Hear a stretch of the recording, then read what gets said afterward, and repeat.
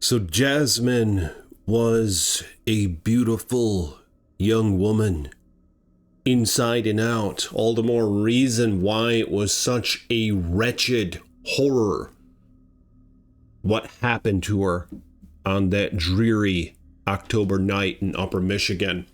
So this one takes place in my home state, the Upper Peninsula, the Porcupine Mountains. Now, I've been there before, and I've seen some black bears there. You just never know what you're going to bump into. They're very formidable creatures. A lot of people don't know this, but as far as I see it, they're more dangerous than grizzlies in many circumstances. They have long, yellow, bacteria-ridden claws, big, sharp fangs, and they're known to eat their victims alive. But before we get into it, if you will, like this video, hit the thumbs up button. The channel has been absolute fire. Thank you all for your support. Become a patron or a channel member if you want to support the Chilling Tales in the description below. And let's get into it. Oh, sometimes you almost just have to laugh the fear away. Jasmin was part Indian, okay? Beautiful, dark skin, dark eyes, long black hair, tall, slender body, 22 years of age. This poor chick, which actually makes me wonder if there were men involved. There were some men in her life at the time, this one guy in particular from her high school, that didn't quite seem to ever want to let go of their friendship. Now, Jasmin went off to college. She studied graphic design. Then she came back home to Upper Michigan and lived with her parents, who lived not far from the Porcupine Mountains. So, this girl went missing, okay? What happened was, when she moved back home after college, she went to the bank, withdrew all of her cash, presumably on her own, we don't really know, which was about $750, leaving only $40 in the bank account. And the police found her vehicle parked along the edge of the forest leading to the Porcupine Mountains. Now, what is absolutely insane is not long before Jasmin went missing, there was another notable incident. A family camping out not far from where Jasmin parked. The family was having s'mores over the fireplace. They could almost sense something was off in the deep, dark forests of Upper Michigan. The mom and dad went to bed and to the tent, leaving the two children outside, still roasting marshmallows at the fire, ages 9 and 10 years old.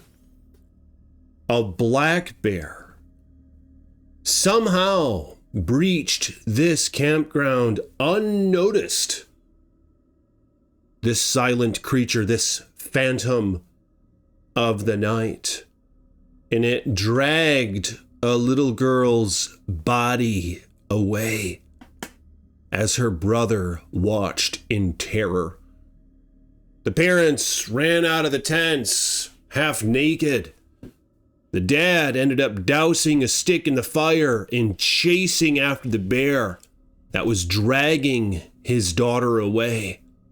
The bear vanished into the wilderness with its daughter, with the dad's daughter in its mouth.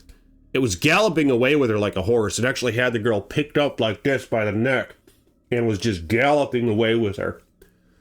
And it was never seen again. So there was just stains of blood all over the place and the memories that the brother had, but they never found the bear.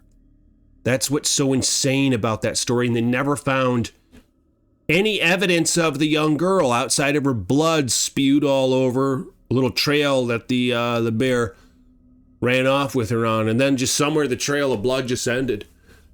And the footprints sort of went by a river and through a creek, and they just couldn't track it any longer, and the girl was just gone. So that's where Jasmin parked. Not far from where this absolutely heinous incident occurred. So Jasmin had a Toyota Camry. She parked it along the street, presumably on her own, but we don't really know. She had that money with her. Now, the car was discovered just there on its own after a day or two. The cops were looking into it. The girl was reported missing. They noticed it was her car. But what's crazy is there was blood on the seat and on the steering wheel. Also, an interesting fact about this unusual occurrence, the license plate on the car was removed and brought up into the driver's seat and then sat down on the floorboard of the passenger seat. So the blood, according to the detectives, it could have been from whoever removed that license plate, because they had to do a lot of it with their hands and it had sharp little edges on it, and it looked as though someone cut their fingers on the license plate. And all they noticed then were some footsteps leading into the woods that vanished. Now here's what's super eerie. About 30 feet from the car, there was massive paw prints in the ground. Okay? It was identified as a black bear, a large male. Just these massive paws. This bear probably weighed 500 pounds. The footsteps sort of walked up to where the car was, and it just stopped and watched. Okay? And then the footsteps weren't noticed to go toward the car or away from the car. They were just gone. And the mystery struck Upper Michigan ever since this incident. Now, a ranger found out in the woods, not far from the car, a hatchet. And the hatchet actually had blood on it as well. So there were no signs of another person. Okay? There were just blood on the car seat, blood on the steering wheel, the license plate removed from the car. Jasmin gone. The money in her bank that she cashed out, gone. No signs of her. They sent search parties just looking all over the place for her, and crazily, they actually saw a dark figure a couple nights after her disappearance and a couple days after finding the car. It was about 100 yards from the scene. They saw a silhouette of this tall, dark figure, and someone spotted it and reported it, and it just vanished not long after they looked at it. They said it looked like a massive, husky, like burly creature. So, I mean, according to my estimation, this could have been a black bear, but it's hard to say. I mean, Jasmin could have been running away, is what some presume. Maybe she was planning on just getting the hell out of there and went off into the woods, and maybe she was eaten by a bear. Maybe she's still alive. It's just hard to say. The cops questioned all sorts of people, including the kid who was stalking her for a while, but they just didn't have any leads with the guy. All right, they didn't find anyone else's fingerprints on the damn hatchet, only Jasmin's.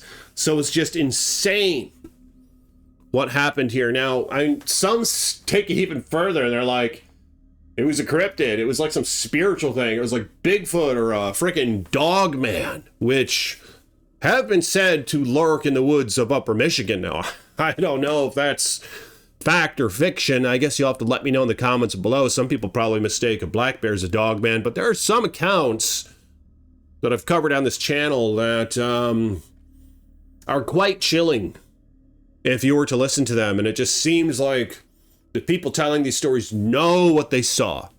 Okay? So it's either they were hallucinating or they really saw something concerning there. Or it was just a bad interpretation. I just don't know. But the case for Jasmin is ongoing. But anyway, what do you think could have transpired from this? Do you think it's most likely someone else was involved? Maybe they were just great at covering up their tracks. Maybe somebody wanted to make it look like she ventured off into the woods on her own. And I don't know, maybe they even lured a bear over there to make it seem as though a bear was involved. I just don't know. Or did Jasmin actually park her car? Was she ripped out of it by the frickin' bear? And that would explain the blood on the steering wheel and on the seat. But why the hell would she remove the license plate? It just doesn't make any sense. I'm going to investigate this story more. But let me know in the comments, what are your thoughts on this? And like this video. We're going to cover some more missing persons tales, some new true crime stuff as well. So stay tuned for all that. And I'll see you all tomorrow with more chilling tales from the Iceman.